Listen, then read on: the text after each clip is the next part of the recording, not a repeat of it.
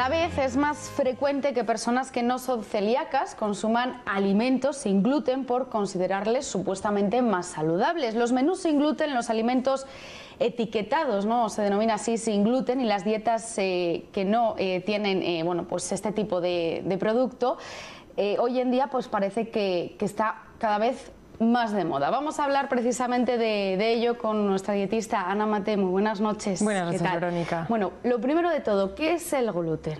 A ver, el gluten es un conjunto de proteínas vegetales de los cereales de secano que encontramos principalmente en el trigo, también en la cebada, en el centeno, y al día de hoy se dice que también en la avena.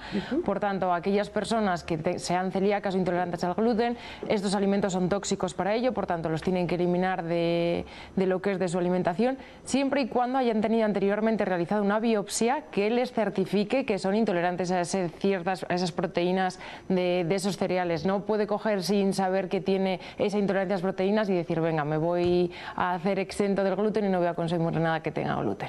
Que tenga ese resultado final, ¿no?, médico, como bien dices. Eso es. ¿Qué alimentos, sobre todo, más comunes, porque siempre estamos oyendo, ¿no?, lo de los alimentos con gluten, sin gluten, pero en qué alimentos se encuentra el gluten? Sobre todo, ¿qué más consumimos habitualmente? Pues en bastantes. Por ejemplo, en el caso del desayuno lo encontramos en las galletas, incluido las galletas integrales, en los cereales, en el pan, como bien he dicho, en la avena. La avena, sobre todo, se dice que es porque se procesa en las zonas donde se está procesando el trigo, por tanto tiene pues ciertas trazas que puede contener esa avena.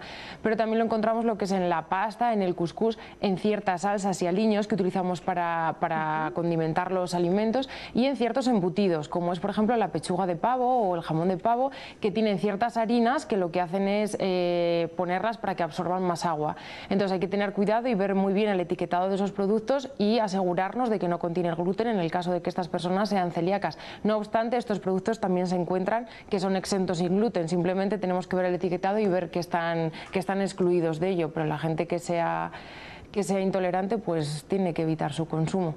Una dieta sin gluten, por lo tanto, no es beneficiosa para una persona, ¿no?, que no sea celíaca. Para nada, es más, aquellos productos que llevan gluten, por el proceso que llevan, pierden cierta cantidad de micronutrientes o de vitaminas, que lo que van a hacer es que sean exentas para esas personas que no tienen esa intolerancia al gluten. Es más, una persona que hace una dieta exenta del gluten sin ser intolerante a ello, si se quisiera diagnosticar en esa persona que es celíaca, no se podría llevar un diagnóstico real, porque el estar exento del consumo de todos los alimentos sin gluten hace que se destruyan las vellosidades intestinales, y a la hora de hacerse esa biopsia, al no consumir la cantidad de gluten que debería, no daría si realmente es porque tiene una intolerancia o porque realmente es alérgico al gluten. Por lo tanto, me imagino que nos puede pasar a largo plazo en nuestra salud comer excesivamente, ¿no?, este tipo de alimentos. Pues tenemos deficiencias nutricionales, eso es número uno, porque vamos a tener como menos cantidad de micronutrientes en nuestro cuerpo, porque hay muchos que se pierden en ese procesado.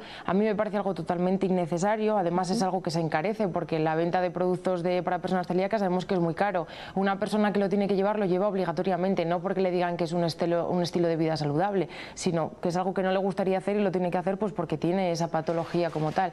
Y como bien he dicho, al final es algo que puede ser, quieras o no, como tóxico para nuestro organismo por esa pérdida de micronutrientes que vamos a tener. Llevamos, bueno, hace ya meses, sobre todo, muchas celebrities, ¿no?, consumen estas dietas sin gluten, a pesar de no sufrir este tipo de intolerancia, ¿no?, a este grupo de proteínas. Afirman que la dieta libre de gluten les ayuda a controlar su peso y a sentirse menos pesadas. ¿Esto realmente es así? ¿Te ayuda a controlar el peso? No, a ver, es simplemente, y tiene una explicación muy sencilla. Los productos que contienen gluten, que en este caso pues hablamos del trigo, la cebada y el centeno, es un hidrato de carbono, por tanto su aporte calórico sube, y muchas veces lo que sube es el aporte de azúcares. Entonces, si nosotros redujéramos, por ejemplo, coincide que esos alimentos con gluten son alimentos que tienen un alto aporte calórico. Entonces, si simplemente nosotros redujéramos alimentos que tienen un bajo aporte calórico y nos tiráramos a por alimentos que son frescos y más saludables, controlaríamos igualmente el peso, independientemente de que ese alimento contenga o no contenga gluten. O sea, eso es Totalmente falso, así que cuidado con eso. Nosotros aquí siempre seguimos una dieta totalmente mediterránea y saludable. Y por ello nos vas a dar un menú para mañana, Ana. Bueno, pues para desayunar vamos a tomarnos ese vasito de leche con colacao, con café, como queramos, con una ensaimada. Vamos a meter algo de bollería, lo cual las personas que sean intolerantes al gluten no pueden. Y un trocito de piña, que puede ser natural o en su jugo, pero que la gente no coja la piña en almíbar. A media mañana vamos a hacernos un pequeño sándwich. Nos lo podemos hacer con pan Bimbo, con pan integral de jamón york o pechuga de pavo con queso. Y para comer nos vamos a hacer unos guisantes, pero unos guisantes con sepia o con calamar, algo de la familia. De segundo, un salmón en salsa de pimientos, que está muy bueno. Y de postre, una naranja o una mandarina, en plan cítrico, con nuestro trocito de pan. Para merendar, unos biscotes con un trocito de queso fresco o similar. Y para cenar nos vamos a hacer una tortilla de atún, que sea pues mejor natural, un escabeche, con una manzanita de postre. Qué fácil la tortilla de atún y lo bueno que está, ¿eh? Sí, sí, la verdad es que está muy rica. Ana, gracias de verdad por acompañarnos. Te esperamos el próximo lunes. Gracias a ti, Verónica. Nos vamos unos minutitos a publicidad y después vamos a conmemorar aquí en Cita Previa el Día Mundial del Parkinson.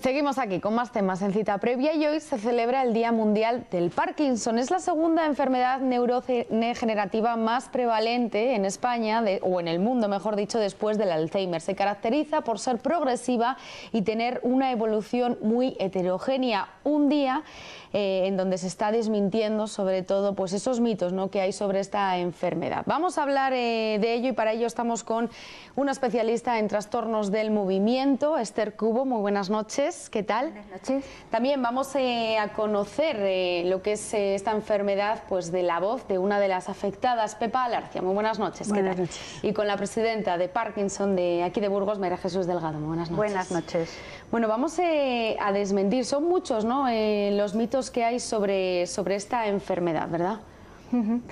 Sí, yo creo que los principales mitos que hay sobre la enfermedad de Parkinson, una que es una enfermedad que solamente afecta a ancianos y no puede afectar también a personas jóvenes, aunque es poco frecuente, pero también es más elevado, ¿no? Sí.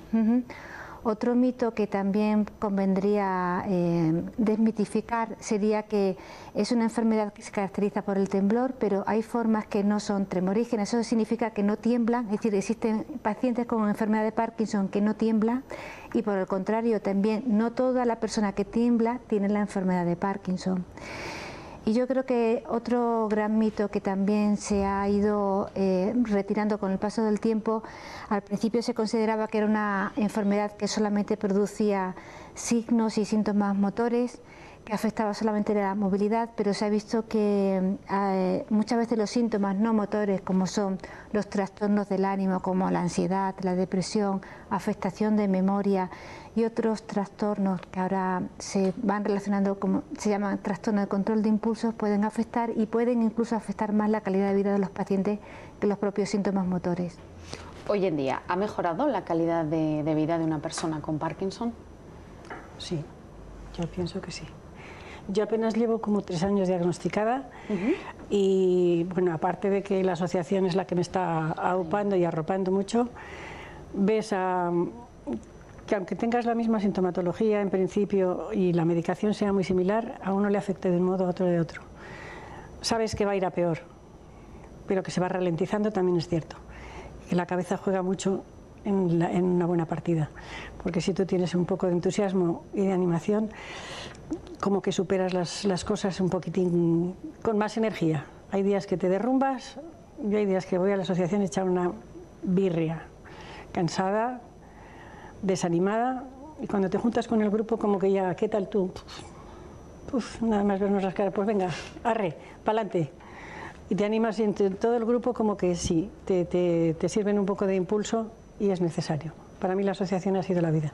Pepa, nos comentas hace 3 años, ¿no?, que te diagnosticaron Parkinson. ¿Cómo fueron esos primeros síntomas para ti? En principio yo observé el temblor a raíz de una medicación que me dieron para una taquicardia. Empecé a temblar de la parte izquierda, pero exageradamente. Le pregunté al médico y me dijo, te voy a cambiar. Digo, ¿y el tembleque qué me va a pasar? Y me dijo, no te preocupes, que en cuanto el cuerpo elimine esas sustancias que has ido cogiendo, vuelves a la normalidad. Pero no fue así. Y entonces yo iba notando ya, aparte de eso, que iba por la calle y siempre he sido de andar muy ligera, como una liebre, como me decían. Y como más tiesa que un uso, decía mi tía. Me notaba que me iba arrugando y que iba caminando lenta, lenta, lenta. Me daba cuenta de, joder, si me están adelantando hasta las viejas. Apretaba el paso y a los 2 minutos igual. Y que me notaba pues eso, que iba perdiendo velocidad al andar. Si no era consciente, es que era una rémora, pero vamos, muy notable. Y ahí sí que, aunque yo quisiera poner el esfuerzo, no era solo lo que valía. Entonces ya fue cuando fui al médico y haciendo pruebas, llegamos a la conclusión. Enseguida, en cuanto le fui explicando los síntomas, ya me mandó a hacer la prueba del contraste y automáticamente salió. Entonces desde ahí te desmoronas cuando te dicen Parkinson. Es un impacto personal, o así lo dicen, ¿no? No solo los afectados, sino también para los familiares. De hecho, en mí fue una hija, la que está afuera, la que me arrastró de la mano porque me dijo, a ti te está pasando algo. Tenía yo muy mal humor porque aparte tenía muchos dolores y no sabía qué achacarlo. Y me notaba todo ese tipo de cosas, pero tampoco quería yo darles preocupaciones a la familia. Y esta, cuando vino, me dijo, antes de que yo me marche y me voy en 15 días, yo te llevo al médico como sea. Y me llevó. Y fue donde ya empezó todo el proceso y donde llegamos a la conclusión, gracias a Dios, con bastante rapidez. Enseguida del diagnóstico me pusieron la medicación y eso sí, ahí sí que procuro no saltarme ni las horas ni las pastillas, porque sabes que te la juegas. Vamos a hablar, además de esa medicación, ¿cómo es, bueno, aparte de que es caro, ¿no?, el tratamiento, la medicación para una persona afectada? Sí lo es. Yo, vamos, en mi caso me parece que sí, y creo que para algunos tiene que suponer también bastante dificultad, porque es matemático que tienes que comprarlo, porque si no sabes que la cosa no va a ir.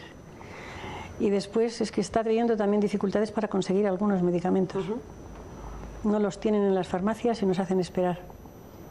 Entonces, yo ahí ya no sé en qué puede depender, pero nos preocupa también un poquito que se te va a terminar la caja que tienes, vas a la farmacia para decir, me toca ya la semana que viene coger, no sé si voy a tener, porque hasta fin de mes igual no me sirven. A mí ya me lo han dicho en 2 ocasiones y ahora ya sí, la misma farmacia me ha dicho, hemos conseguido que nos sirvan por, no sé cómo lo llamo exactamente, el sistema de urgencia, alguna cosa así, pero no os preocupéis que vais a estar servidos. María Jesús, no sé si sabes qué es lo que está ocurriendo con este tipo de medicación. Sí, bueno, pero sí sé lo que está ocurriendo porque sabes que también, además de presidenta de Parkinson Burgos, en estos momentos soy de la Federación Española, entonces todas estas reivindicaciones y todos estos problemas que nos llegan a la Federación, pues les tenemos que intentar aclarar y explicar en Madrid, ¿no? Entonces, sí, bueno, pero eso es un mundo de laboratorio, un mundo aparte, en el que aquí hemos venido hoy a hablar del Día Mundial del Parkinson, sobre todo en Parkinson Burgos, y a nivel de la campaña del Día Mundial, que este año, como estamos viendo en el vídeo que estáis pasando, un vídeo que está a nivel nacional, claro, en todas las televisiones, pues hoy Día Mundial de todos los que conviven con la enfermedad. Esa frase es que me encanta. Hoy es el Día Mundial no solo de las personas con Parkinson, sino de todos los que conviven con la enfermedad. Neurólogos, enfermeras, terapeutas de las asociaciones, cuidadores principales, familiares, todo el mundo, porque es una enfermedad pues con un paciente, pero que repercute mucho en un montón de gente, y eso es lo que tratamos de paliar y de acompañar desde las asociaciones, ¿no? Entonces, para nosotros es importante. Vamos a empezar este viernes ya con la semana del Día Mundial de Parkinson Burgos y bueno, pues es importante sensibilizar. Os tenemos que dar las gracias a vosotros porque toda esta campaña de este año es para sensibilizar como todos los años, pero esta concretamente es como para crear esa empatía, puesto que son enfermos y son cuidadores reales y son mujeres y maridos reales los que salen en el vídeo. Entonces, pues quién mejor que ellos para entender a otro igual que ellos, ¿no? Me parece una campaña bonita, interesante, y vosotros ahí pues tenéis también mucha labor sensibilizando a la gente con nosotros y apoyando estas campañas de difusión. Y la importancia, ¿no?, también que hace la asociación, que como bien dice Pepa, gracias al apoyo que tienes, bueno, pues de muchas personas que están en tu misma situación, sí, hace que cada día, ¿no?, por lo menos se intente sacar esa sonrisa, ¿verdad, Pepa? Sí, y se sonríe mucho en esa casa. Y a pesar de que se nos ha quedado pequeña.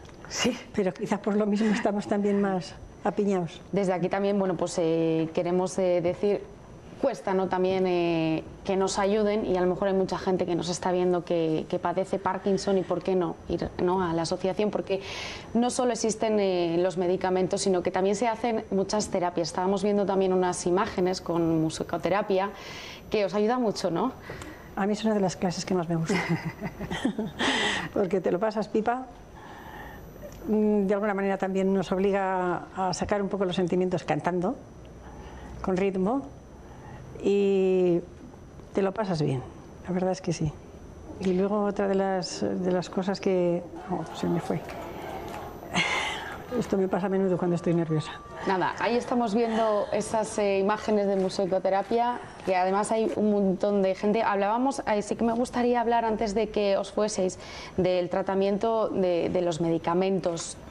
¿Tiene muchos efectos secundarios, o así por lo menos lo vemos? La doctora, a ver, aquí la doctora, que hable.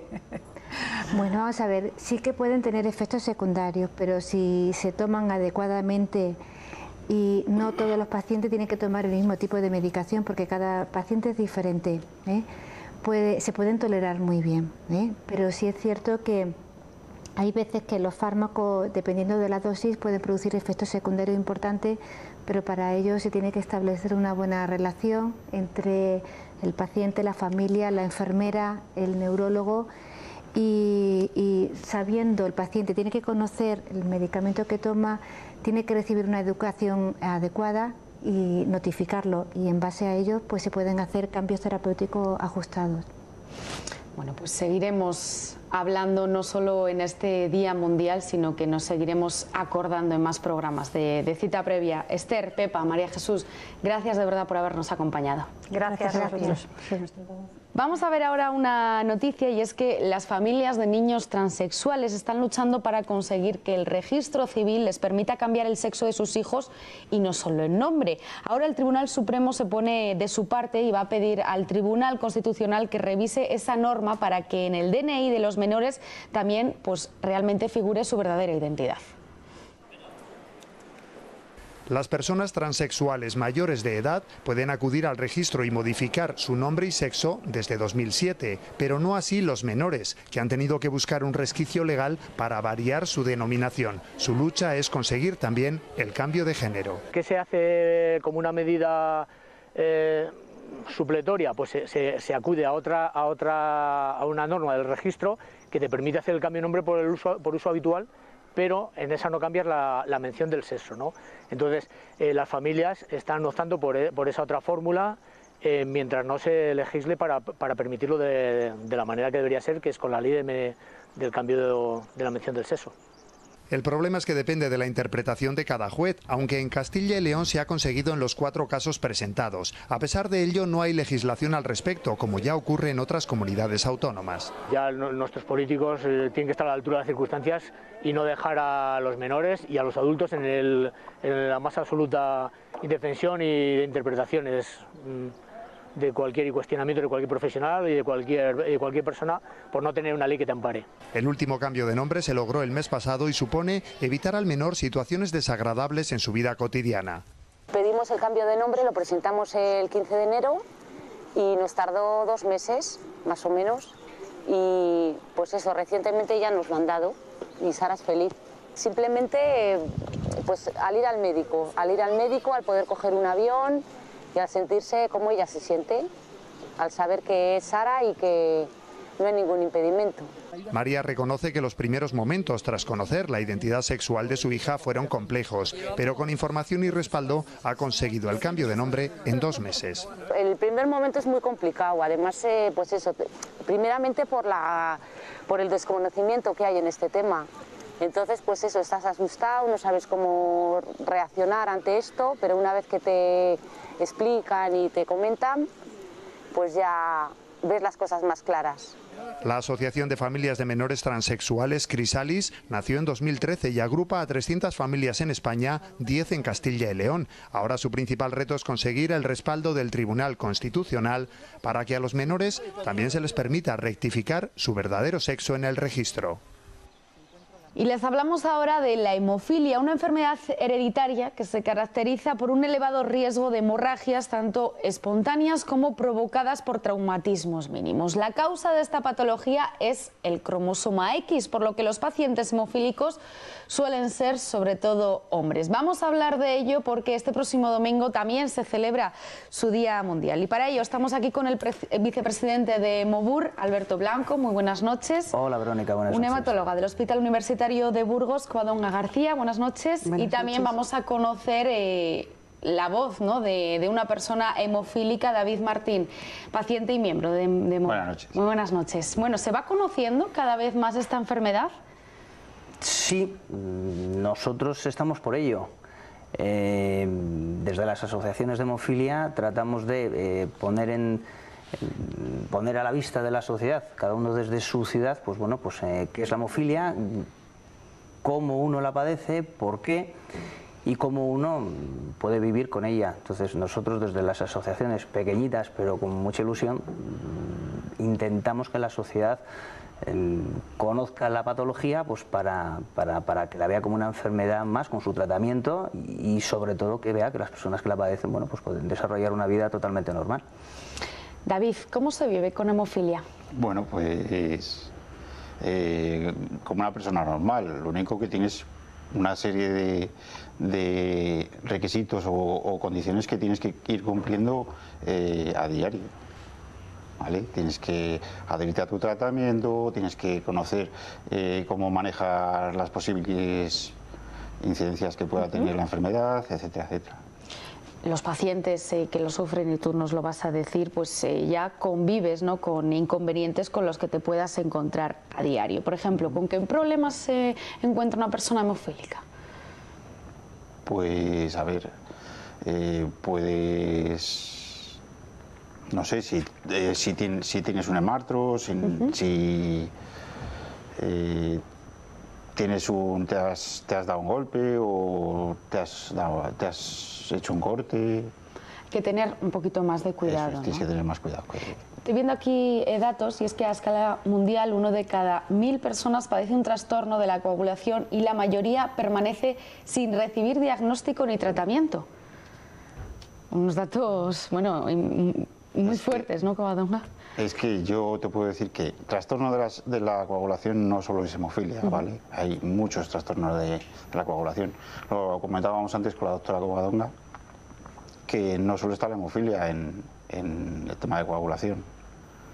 Sí, efectivamente, un día como este que se va a celebrar, pues sirve para iluminar un poco estas situaciones en el que los trastornos de la coagulación son muy amplios. La coagulación es un mecanismo muy complejo en el que intervienen muchas proteínas y pequeños o grandes defectos en cualquiera de estas proteínas o los mecanismos que las unen pueden provocar una clínica hemorrágica. Entonces, la hemofilia hemofilia, el Día Mundial de la Hemofilia, las asociaciones como la que hoy tenemos aquí representada sirven para que estemos un poquito más atentos a estos problemas y que, bueno, nos concienciemos de que quizá cuando una persona sangra, cuando una persona tiene hematomas de repetición, pues merece atención, merece estudio, y sobre todo no solo en nuestro medio, sino también en países donde quizá el acceso a estos estudios pues es más complejo, ¿no? Para que todos estemos un poquito sensibilizados sobre estas enfermedades. Es una enfermedad que no tiene cura, pero sí que es cierto, ¿no? Van saliendo muchos tratamientos y muchos avances, ¿no? Muchos estudios sobre ello. Efectivamente, yo creo que ahora, comentábamos fuera también, estamos viviendo un momento muy interesante. La hemofilia es un ejemplo de enfermedad genética, es un ejemplo de diferentes acercamientos científicos al tratamiento, y ahora estamos quizá vislumbrando, pues entre comillas, una curación, acercándonos cada vez más a esa alteración genética, a poder modificarla, y también a tratamientos cada vez más accesibles y más sencillos para los pacientes, porque ellos nos pueden explicar que los tratamientos, que son pues muy efectivos, pero también tienen sus complicaciones y su nivel de dolencia para el paciente. Entonces, simplificar esto y que cada vez sea más fácilmente accesible es un camino que ahora lo estamos viendo cada vez más cerca. ¿Cómo te afectan a ti los tratamientos, David? Pues, por ejemplo, como dice la doctora Covadonga, los tratamientos tienen una serie de complicaciones, y es que es traumático el coger y tener que pincharte, ¿vale? Con los nuevos tratamientos se está consiguiendo espaciar más las infusiones para que el traumatismo sea menor en la persona que lo tiene que llevar a cabo, ¿vale? Y luego se están consiguiendo otros tratamientos como los subcutáneos, o incluso en un futuro se va a hablar de tratamientos de administración por vía oral que son menos agresivos a la hora de administrarlos a los pacientes. Por lo tanto, son buenas noticias, ¿no? Covadonga, y lo hemos visto hace poquitos meses. También han llegado tratamientos nuevos a España. Una enfermedad, comentábamos que te podías encontrar, ¿no? con problemas, con inconvenientes diariamente, pero sobre todo, Alberto, hay que tener cuidado en los niños. Sí, son los pacientes que más preocupan, pues porque por su edad pues son ignorantes de las consecuencias que puede tener para ellos un hábito tan normal como puede ser practicar algún deporte o cualquier otra actividad, que bueno, pues que en un paciente no hemofílico pues bueno, no tiene más complicaciones, pero en un niño pues bueno, sí. Entonces es la labor de los padres y de la familia, pues bueno, pues tratar de hacerles ver qué deben hacer y qué es lo que no deben hacer, precisamente para evitar o para minimizar los riesgos. Pero bueno, los niños son niños y por tanto muchas veces son ingobernables, pero bueno, gracias a los tratamientos actuales, pues bueno, pues ya las lesiones afortunadamente cada vez son menores y bueno, hay niños que hacen una vida totalmente normal. Como decía David, hay que observar una serie de cuidados, de prevenciones y unas actitudes sanas, saludables, y sobre todo, bueno, tener adherencia al tratamiento. Y en el caso de los niños, pues depende de los niños pequeños, depende de los padres, ¿no? Que somos los que tenemos que cuidar que se administren su factor, su medicina, pues con la periodicidad que el médico prescribe. Y lo importante, como bien decíamos al principio, normalizarlo, ¿no? Entre la sociedad, y sobre todo al ser niños, más con los compañeros de clase. Sí. Por eso una de las labores nuestras como asociación es la de hacer ver que bueno, es una enfermedad más, con su tratamiento, con su medicina, y bueno, efectivamente hacer de la norma lo habitual, no lo excepcional.